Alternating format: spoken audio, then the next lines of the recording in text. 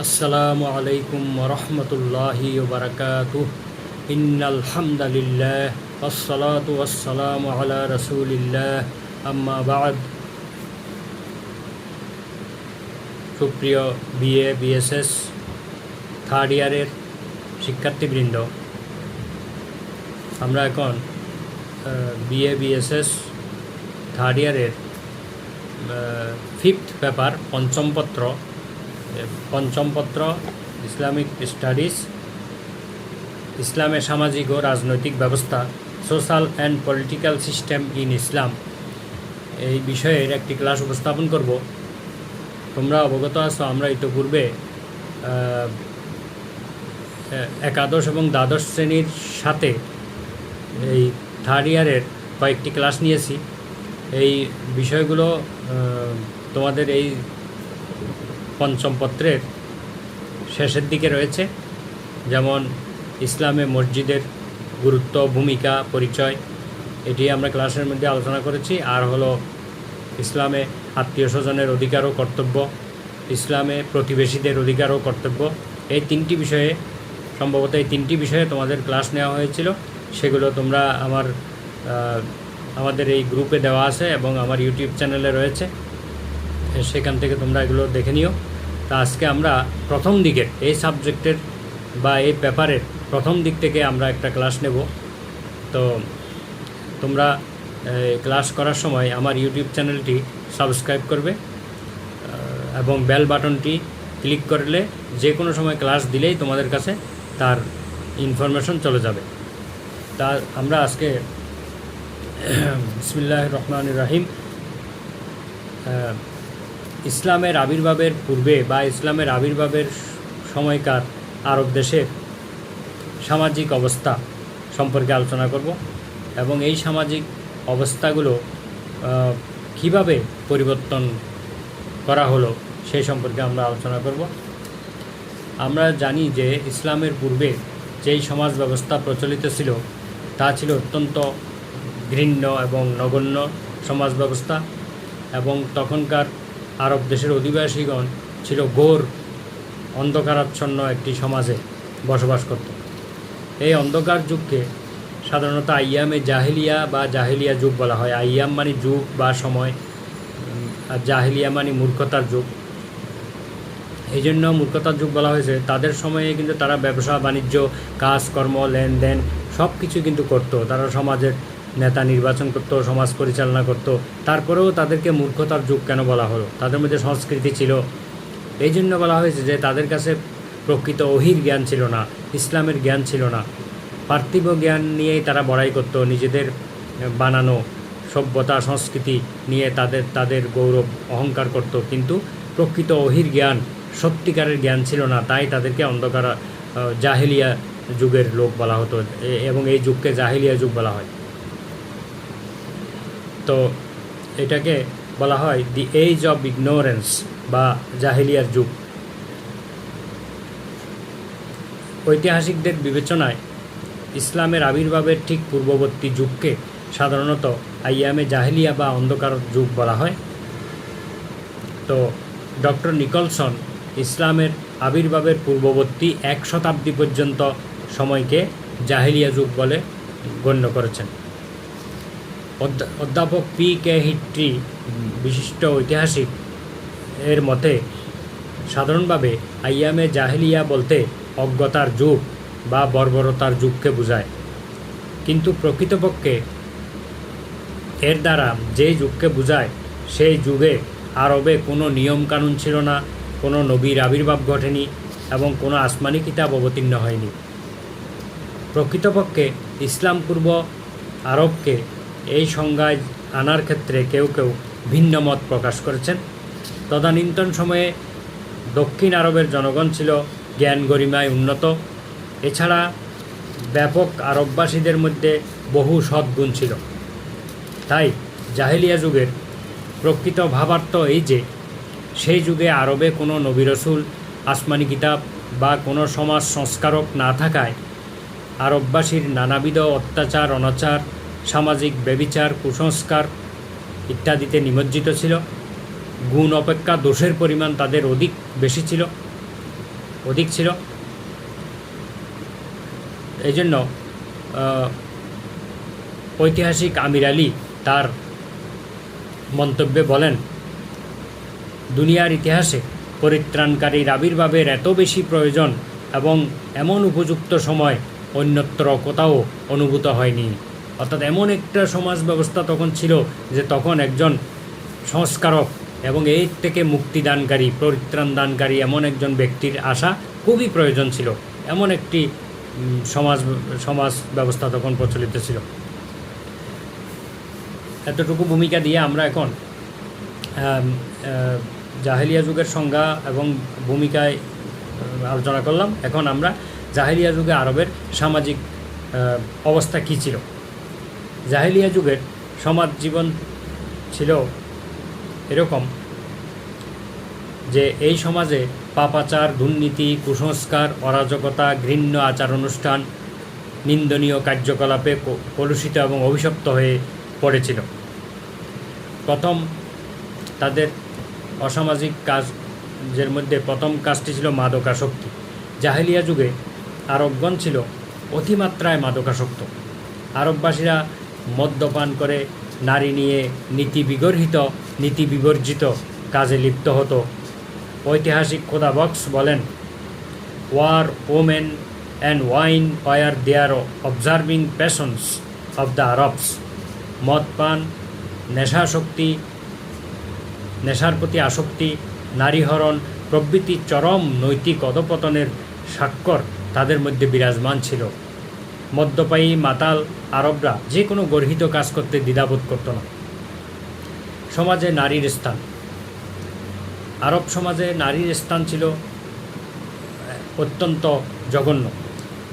জাহেলি যুগে নারীদের কোনো প্রকারের মর্যাদা ছিল না। নারীরা ছিল ভোগ বিলাসের সামগ্রী।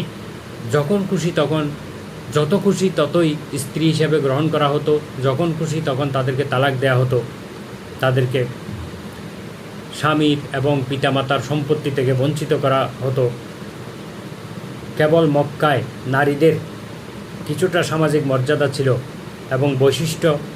এবং অবশিষ্ট সমগ্র আরব দেশে নারীরা পুরুষের হাতে নির্যাতিত হতো। নারীদের প্রতি গৃহপালিত পশুর মতো ব্যবহার করা হতো। পুরুষরা তাদেরকে বিবাহ করা এবং তালাক দেওয়ার কোনো ধরনের নিয়মকানুন ছিল না। এক কথায় সামাজিক এবং রাষ্ট্রীয় কোনো ধরনের মর্যাদা নারীদের ছিল না। নারীদেরকে তারা মানুষ হিসেবে গণ্য করত না। 3 নম্বর অসামাজিক সমাজ আরব দেশের ইসলাম পূর্ব সমাজে যা ছিল, তৃতীয় বিষয়টি হলো কন্যা সন্তানকে জীবন্ত কবর দেওয়া। জাহেলি যুগে কন্যা সন্তান জন্মগ্রহণ করাকে তারা অভিশাপ হিসেবে গণ্য করত, অত্যন্ত ঘৃণার বিষয় হিসেবে তারা গণ্য করত। তাই কন্যা সন্তান জন্মগ্রহণ করলে তাদেরকে জীবন্ত কবর দেওয়া হতো এবং এটা তাদের জন্য লজ্জাকর এবং অভিশপ্ত বিষয় হিসেবে তারা মনে করত। কোনো দুর্বল গোত্র সবল গোত্র কর্তৃক পরাজিত হয়ে লুণ্ঠিত হওয়ার ভয়ে তারা কন্যাকে ভবিষ্যৎ অপমানের হাত থেকে রক্ষার জন্য জীবন্ত কবর দিয়ে দিত এবং তার কন্যাকে আরেকজন পুরুষের কাছে বিবাহ দিতে হবে, এটাকেও তারা অপমান বলে মনে করত। এবং যুদ্ধে পরাজিত হলে এই কন্যাকে যদি কেউ জোর করে নিয়ে যায়, লুণ্ঠিত হয়, এটাও তাদের জন্য অপমানের কারণ হবে। এই জন্য তারা আগেভাগেই কবর দিয়ে ফেলত। এবং এই ব্যাপারে অনেক মর্মান্তিক ঘটনা হাদিসে এবং কোরআনের বিভিন্ন স্থানে বর্ণিত রয়েছে। আল্লাহ তাআলা বলেন, ওয়াইজাল মাউউদাতু সুইলাত বিআইয়ি যামবিন কুতিলাত। কিয়ামতের দিন জিজ্ঞেস করা হবে, জীবন্ত প্রথিত মেয়েদেরকে জিজ্ঞেস করা হবে, তোমাদেরকে কোন অপরাধে হত্যা করা হয়েছিল, অর্থাৎ তোমাদেরকে কারা হত্যা করেছিল। এই কথা বলে অপরাধীদের শাস্তি দেওয়া হবে। দাস দাসীর অবস্থা। প্রাক ইসলামী যুগে বা ইসলামের আগমনের প্রাককালে আরব দেশে দাস দাসী প্রথা প্রচলিত ছিল। অর্থাৎ মানুষ নারী পুরুষ দাস হিসেবে, কৃতদাসী হিসেবে বেচা কেনা হতো। এই দাসদের সামাজিক অধিকার বলতে কোনো কিছুই ছিল না। দাস দাসীরা ছিল পণ্যের মতো তারা হাটে বাজারে বিক্রি হতো এবং তাদেরকে পণ্যের মতো ব্যবহার করত। তারা যদি তাদের মালিকের হাতে নিহত হতো তারও কোনো বিচার হতো না, কারণ তারা তো তাদের কেনা পণ্যের মতো।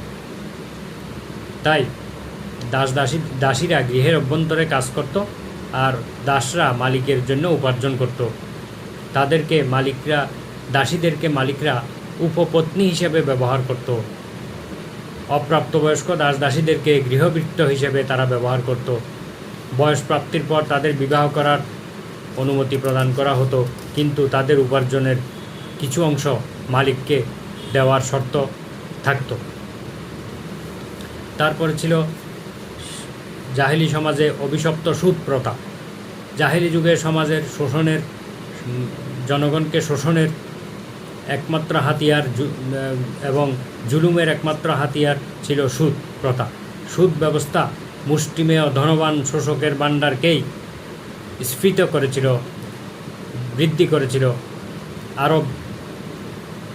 আরবগণ সুদ চক্রে নিপতিত হয়ে সর্বস্ব হারিয়ে নিঃস্ব এবং রিক্ত হস্তে পরিণত হয়েছিল। ব্যভিচার। জাহেলি যুগে আরব সমাজের ব্যভিচার ও নৈতিক অবনতিতে কলুষিত হয়ে পড়ে। কোনো কোনো ক্ষেত্রে পুরুষরা সন্তান লাভের আশায় নিজ স্ত্রীকে অন্য পুরুষের সাথে অবৈধভাবে মিলনের অনুমতি দিত। কোনো কোনো গোত্রে ভ্রাতা ভগ্নীর মধ্যে সৎমা এবং সৎপুত্রের মধ্যে বিবাহ বন্ধনে আবদ্ধ হওয়া বৈধ ছিল। পিতার মৃত্যুর পর সন্তানরা বিমাতাকে স্ত্রী হিসেবে গ্রহণ করতে পারত। নরনারীর অবৈধ প্রণয়ের মতো বিবেকবর্জিত কাজে তারা লিপ্ত হতো। ব্যভিচার সমাজ জীবনকে পাপ পঙ্কিলতার সর্বনিম্ন স্তরে পৌঁছে দিয়েছিল। মৌলিক অসৎ গুণাবলীর প্রসার। আরব সমাজে আভিজাত্যের দম্ভ, আত্মকেন্দ্রিকতা, আত্মম্বরিতা, অহংকার, পরশ্রীকাতরতা, চরিত্রহীনতা, পরনিন্দা, পরচর্চা ইত্যাদি মৌলিক অসৎ গুণাবলী আরব সমাজকে কলুষিত করে ফেলেছিল। অন্যের কুৎসা রটনা করে, অন্যের বিরুদ্ধে কবিতা রচনা করে তারা অত্যন্ত তৃপ্তি লাভ করত। নিষ্ঠুরতা। আরব সমাজে নিষ্ঠুরতার ঘটনায় ভরপুর। অভিজাত আরবরা নিছক খেলার ছলে দ্রুতগামী ঘোড়ার লেজের সঙ্গে কোনো হতবাগা জীবন্ত নারীকে বেঁধে ঘোড়া ছুটিয়ে দিত, উট চালিয়ে দিত। এর ফলে হতভাগ্য নারীর জীবন অবসান ঘটত। জুয়া এবং রাহাজানি। জুয়া খেলা এটা ছিল আরব দেশের নিত্যনৈমিত্তিক ব্যাপার। আরব সমাজে অত্যন্ত জনপ্রিয় ছিল এই জুয়া। তারা কোনো একটি পণ্য ক্রয় করলেও সেখানে জুয়ার আশ্রয় নিত। 10 জন লোক যদি একটি উট বা গরু জবাই করত, তাহলে সেখানেও তারা জুয়ার আশ্রয় নিত। তারা একটি টার্গেটের মধ্যে তীর নিক্ষেপ করত, ওখানে অংশ লেখা থাকতো, 2 অংশ, 3 অংশ, 4 অংশ, 5 অংশ। তখন দেখা যেত পুরো গরু বা উটটা দুইজন বা 3 জন, কোনো কোনো ক্ষেত্রে একজনই পুরোটাই নিয়ে যেত, আর বাকিরা বঞ্চিত হতো। এভাবে তারা প্রতিটি কাজে জুয়ার আশ্রয় নিত।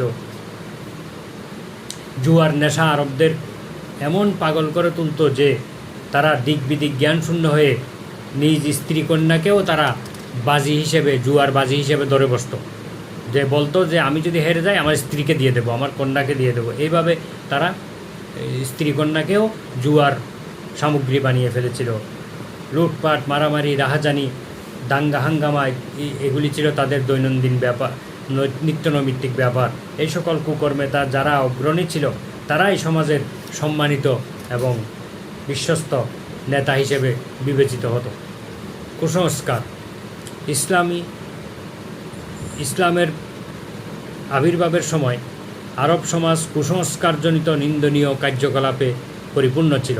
কুসংস্কারের বশবর্তী হয়ে আরবের কোনো কাজ আরম্ভ করার পূর্বে তীরের সাহায্যে দেবমূর্তির সাথে পরামর্শ করে নিত। কোনো ব্যক্তি মারা গেলে তার উট বা ঘোড়া এই বিশ্বাসে বেঁধে রাখা হতো যে মৃত ব্যক্তি কোনো এক সময় কবর থেকে উঠে এই প্রাণীগুলোর পিঠে আরোহণ করে অজ্ঞাত যাত্রা করবে, এই বিশ্বাস তাদের মধ্যে ছিল। আরবদের মধ্যে পূর্বপুরুষ বা দেবতার নামে শপথ করার প্রথা প্রচলিত ছিল। দেবতার নামে পশু বলি দেওয়া, দেবতার নামে কান ছিদ্র করে পশু উন্মুক্ত করে দেওয়া, ছেড়ে দেওয়া ইত্যাদি প্রথা প্রচলিত ছিল। এবং শুভ লক্ষণ এবং অশুভ লক্ষণ নির্ণয় করার জন্য পাখির বাসার কাছে গিয়ে পাখিকে তাড়িয়ে দেওয়া হতো। পাখি যদি ডান দিকে যেত তাহলে শুভ লক্ষণ মনে করত, আর বাম দিকে গেলে অশুভ লক্ষণ মনে করা হতো। এইভাবে অনেক ধরনের কুসংস্কার তাদের মধ্যে প্রচলিত ছিল। জাহেলি আরব যুগের এতগুলো খারাপ চরিত্র কুসংস্কারের মধ্যেও কিছু তাদের মধ্যে ভালো গুণ ছিল। সেই গুণগুলো হচ্ছে সাহসিকতা। আরব মাত্রই সাহসিকতা, সরলতা, উদারতা, আতিথেয়তা, একনিষ্ঠতা, আশ্চর্যজনক স্মৃতিশক্তি, কাব্যচর্চা, বাগ্গীতা, স্বাধীনতা প্রীতি, মহানুভবতা, আত্মসম্মানবোধ, আনুগত্য, এইসব গুণে তারা গুণান্বিত ছিল। বেশিরভাগ লোকেরাই এইসব গুণে গুণান্বিত ছিল। আরবদের আতিথেয়তা এবং বদান্যতা জগৎ বিখ্যাত ছিল। এমনকি তাদের একজন প্রাণের শত্রুও যদি তাদের কাছে আশ্রয় চাইত, তারা তাদেরকে নির্বিঘ্নে আশ্রয় দিত। অতিথিদের সম্মানার্থে তারা সব কিছু বিলিয়ে দিতেও কুণ্ঠাবোধ করত না। অতিথিপরায়ণতা তাদের সর্বকালে তারা শ্রেষ্ঠ ছিল। মিথ্যা বলাকে আরবরা যার পণ্যে ঘৃণা করত। ক্ষুধার্তকে অন্নদান, আশ্রয়প্রার্থীকে আশ্রয়দান, অত্যাচারিতকে সান্ত্বনা দান, আশ্রিত ব্যক্তিকে রক্ষা করার জন্য তারা যা কিছু করার তাই করত, এবং এটা তারা পরম দায়িত্ব হিসেবে তারা মনে করত। তো এতগুলো ভালো গুণ থাকা সত্ত্বেও তাদের এই ভালো গুণগুলো ঢাকা পড়ে গিয়েছিল তাদের অপকর্মের কারণে। অর্থাৎ তাদের অপকর্ম এত বেশি ছিল, তাদের সমাজের অসৎ কাজ এত বেশি ছিল যে এই ভালো গুণগুলো যেন দেখাই যাচ্ছিল না, এগুলো ঢাকা পড়ে গিয়েছিল। তো এই জন্য এতগুলো খারাপ গুণের কারণে এই যুগকে বা এই সমাজকে জাহিলি সমাজ বা জাহিলিয়া যুগ হিসেবে অভিহিত করা হয়েছে। তো আমরা জাহিলি যুগ সম্পর্কে মোটামুটি একটি ধারণা পেলাম। তো এখন ইসলাম কিভাবে এই জাহেলি যুগকে পরিবর্তন করে একটি সুন্দর, সোনালি, একটি সুন্দর সুষম সমাজ ব্যবস্থা কিভাবে প্রতিষ্ঠিত করতে পেরেছিল সেই সম্পর্কে আমরা সংক্ষেপে আলোচনা করব। যেখানে আরব দেশের ছিল বংশভিত্তিক, গোত্রভিত্তিক সমাজ ব্যবস্থা। গোত্র প্রধানই ছিল গোত্রদের নেতা, তিনি যা বলতেন তাই আইন হতো, সেভাবেই লোকজন চলাফেরা করত, জীবনযাপন করত। কিন্তু ইসলামে বংশভিত্তিক সমাজ ব্যবস্থা আরব দেশে যে প্রচলিত ছিল, সেখানে ছিল হিংসা, বিদ্বেষ, ঘৃণা, অহংকার প্রচণ্ড আকারে বিদ্যমান ছিল।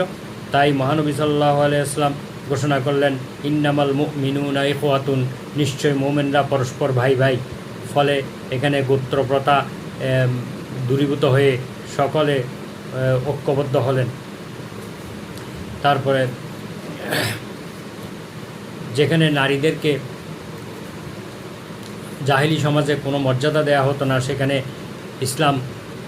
ইসলামের নবী আল্লাহর বাণী উচ্চারণ করে বললেন, ওয়ালাহুন্না মিসলুল্লাজি আলাইহিন্না বিল মারুফ, নারীদের উপরে তোমাদের যেমন অধিকার রয়েছে, পুরুষদের যেমন অধিকার রয়েছে, তেমনি নারীদেরও পুরুষের উপরে সমান অধিকার রয়েছে। সূরা বাকারা 227 নম্বর আয়াতে এর উল্লেখ রয়েছে। তারপরে এইভাবে হুন্না লিবাসুল্লাকুম ওয়া আনতুম লিবাসুল্লাহুন্না পবিত্র কোরআনে ঘোষণা করা হয়েছে, স্ত্রীরা তোমাদের পোশাক পরিচ্ছদের মতো এবং তোমরাও স্ত্রীদের পোশাক পরিচ্ছদের মতো। ওয়া আশিরুহুন্না বিল মারুফ, স্ত্রীদের সাথে তোমরা তাদের সাথে সৌহার্দ্যপূর্ণ ব্যবহার করো, তাদের সাথে ভদ্র ব্যবহার করো। এভাবে তাদের সঙ্গে কিভাবে জীবনযাপন করতে হবে কোরআনের অসংখ্য আয়াতে, হাদিসের মধ্যে অসংখ্য হাদিসে উল্লেখ রয়েছে। যেখানে আরব দেশের মাদকাসক্তি ছিল নিত্যনৈমিত্তিক ব্যাপার, নারী হরণ, নেশা প্রতি আসক্তি, এগুলি ছিল তাদের নিত্যনৈমিত্তিক ব্যাপার। সেখানে ইসলামী সমাজ এই সমস্ত মাদকাসক্তিকে নিষিদ্ধ ঘোষণা করে সেই সমাজকে মাদক মুক্ত করেছিল। ইন্নামাল খামরু ওয়াল মাইসিরু ওয়াল আজলামু ওয়াল আনসাবু রিজিসুম মিন আমালিশ শাইতান ফাজতানিবুহু।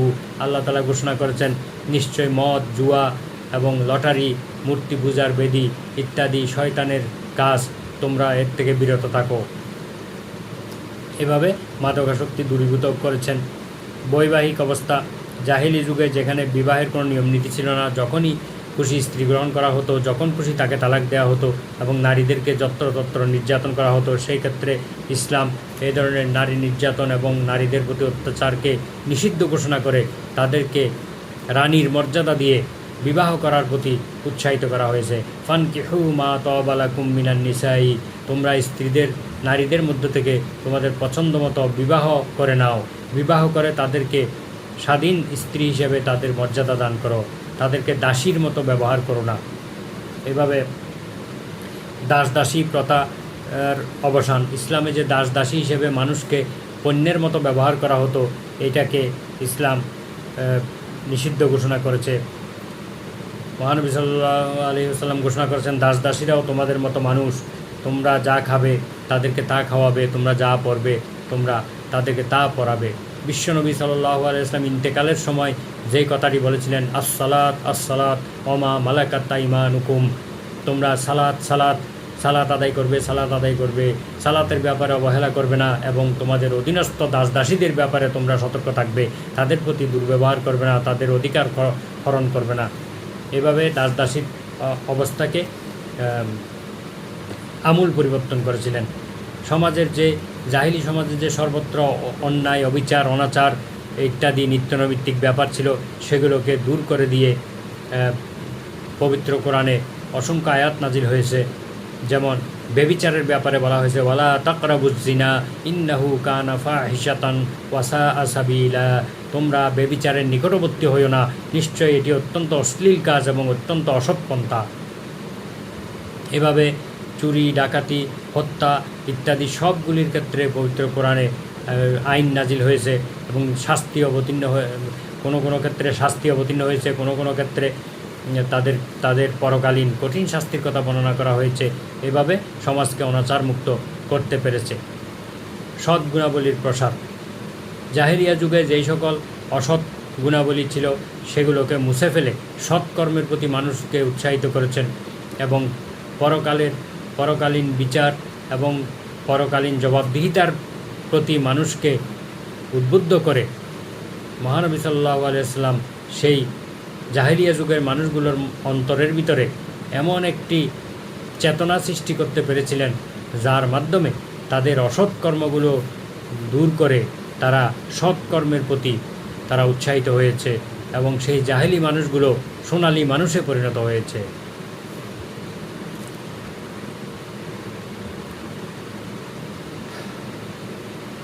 এভাবে সমাজকে কুসংস্কার মুক্ত সমাজে পরিণত করেছে ইসলাম। ইসলামের আগমনের পর জাহেলি যুগের সেই কুসংস্কারগুলো দূর করে দিয়ে সত্যিকারের ভালো মন্দের সব কিছুর অধিকারী একমাত্র আল্লাহ হিসেবে, একমাত্র আল্লাহকেই বিশ্বাস করার প্রতি মানুষকে উদ্বুদ্ধ করা হয়েছে।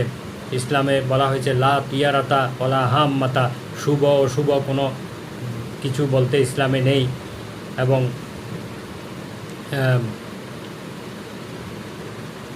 খাইরিহি ওয়াশাররিহি মিনাল্লাহে তাআলা, মানুষের ভালো মন্দ সব কিছু আল্লাহর পক্ষ থেকে হয়। এগুলি অন্য কোনো ব্যক্তি বা বস্তুর কারণে হয় না এবং কেউ কারো ভাগ্য পরিবর্তন করতে পারে না। তারপরে গরিব, দুঃখী এবং নিঃস্ব ব্যক্তিদের অধিকার প্রতিষ্ঠা করার মাধ্যমে ইসলাম তাদেরকে সমাজের মধ্যে পুনর্বাসিত করেছে। আল্লাহ তাআলা বলেন, ওয়ান তাকুমু লিল ইয়াতামা বিল কিসতি ওয়া মা তাফআলু মিন খাইরিন ফাইন্নাল্লাহা কানা বিহি আলিমা, এতিমদের প্রতি ইনসাফপূর্ণ ব্যবহার করো, তোমরা যা ভালো কাজ করবে তা আল্লাহ জানেন। সূরা নিসা আয়াত 127। তারপরে জীবন্ত হত্যা নিষিদ্ধ করা হয়েছে। আরব দেশে যে কন্যা সন্তানকে জীবন্ত কবর দেওয়া হতো সেটিকে ইসলাম নিষিদ্ধ ঘোষণা করে দিয়েছে।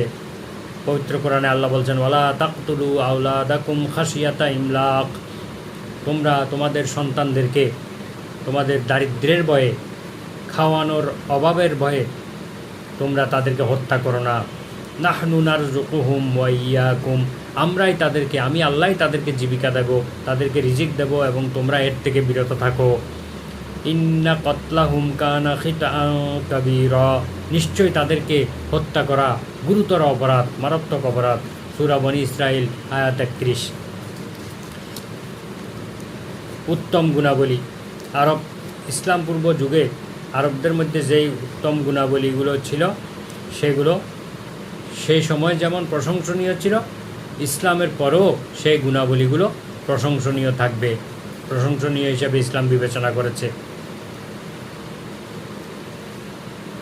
এই সব গুণাবলী আরব দেশের লোকেরা বংশানুক্রমে এগুলো তাদের মধ্যে ছিল, কিন্তু এগুলোর জন্য তারা কোনো প্রতিদান পাওয়ার কোনো আশা বা ইচ্ছা তাদের মধ্যে ছিল না। কিন্তু ইসলামে এই সমস্ত উত্তম গুণাবলী অর্জনের কারণেও মুসলমানরা মহান আল্লাহ তাআলার কাছে প্রতিদান বা পুরস্কার পাবে। কারণ উত্তম চরিত্রের চাইতে কিয়ামতের দিন দাড়িপাল্লায়, কিয়ামতের দিন আমলের যে মিজান বা দাড়িপাল্লা স্থাপন করা হবে, সেখানে উত্তম চরিত্রের চাইতে কোনো কিছু বেশি ভারী হবে না বলে হাদিসে উল্লেখ রয়েছে। সুতরাং আমরা পরিশেষে বলতে পারি, ইসলামের অন্যতম বৈশিষ্ট্য হলো সাম্য, মৈত্রী, ঐক্য এবং বিশ্ব ভ্রাতৃত্ব প্রতিষ্ঠা করা, মানবতাবোধ জাগ্রত করা ইসলামের পরম লক্ষ্য এবং উদ্দেশ্য। আর এই লক্ষ্য অর্জনে ইসলাম যতটা সফলতা অর্জন করতে সক্ষম হয়েছিল, ততটা অন্য কোনো জীবন ব্যবস্থা করতে সক্ষম হয়নি। জাহেলিয়াতের সকল প্রকার অসামাজিক রীতিনীতি দূর করে ইসলাম একটি শান্তির সমাজ প্রতিষ্ঠা করতে সক্ষম হয়েছে। ইসলাম যে সমস্ত সামাজিক অনাচারগুলো দূর করে একটি সুন্দর, সুশৃঙ্খল, সুখী, সমৃদ্ধশালী সমাজ প্রতিষ্ঠা করেছিল, তার বর্ণনা অল্প সময়ে দেওয়া সম্ভব নয়। অসংখ্য পবিত্র কোরআনের অসংখ্য আয়াত এবং মহানবী সাল্লাল্লাহু আলাইহি ওয়াসাল্লামের অসংখ্য হাদিসে এর বিস্তারিত বর্ণনা রয়েছে।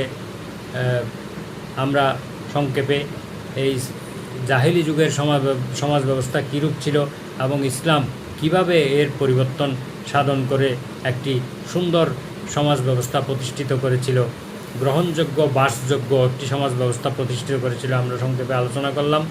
তোমরাও তোমাদের পাঠ্য বই থেকে এই বিষয়টি আরও ভালোভাবে অধ্যয়ন করে তোমরা এগুলি আয়ত্ত করে নেবে। তো আজকের পাঠের এখানে শেষ করছি। তার আগে আমি প্রশ্নটা বলে দেই। আজকের যতটুকু আলোচনা করলাম তার মধ্যে একটি প্রশ্ন হতে পারে এই যে, জাহেলিয়া যুগে বা ইয়ামে জাহেলিয়া যুগে এই সমাজ ব্যবস্থা কীরূপ ছিল, অথবা এরকম হতে পারে যে ইসলামের আবির্ভাবের প্রাক্কালে আরব দেশের সমাজ ব্যবস্থা কীরূপ ছিল এবং ইসলামের আগমনের মাধ্যমে কিভাবে তা পরিবর্তন হলো, ইসলামের আগমনের মাধ্যমে এই সমাজ ব্যবস্থা কিভাবে পরিবর্তন হলো। অথবা এই প্রশ্নটা এইভাবে আসতে পারে যে, প্রাক ইসলামী যুগে আরবদের সামাজিক অবস্থা বর্ণনা করো। তাহলে তোমরা এই প্রশ্নটা শিখে ফেলবে। এই বড় প্রশ্নটা শিখলে এখানে যদি ছোট প্রশ্ন আসে তাহলে ছোট আকারেও লেখা যাবে। তো আমরা এখানে আজকের ক্লাস শেষ করলাম। আগামীতে ইনশাআল্লাহ আরও দেখা হবে। সুবহানাকা আল্লাহুম্মা ওয়া বিহামদিকা আশহাদু আল্লা ইলাহা ইল্লা আনতা আস্তাগফিরুকা ওয়া আতুবু ইলাইক। আসসালামু আলাইকুম ওয়া রাহমাতুল্লাহ।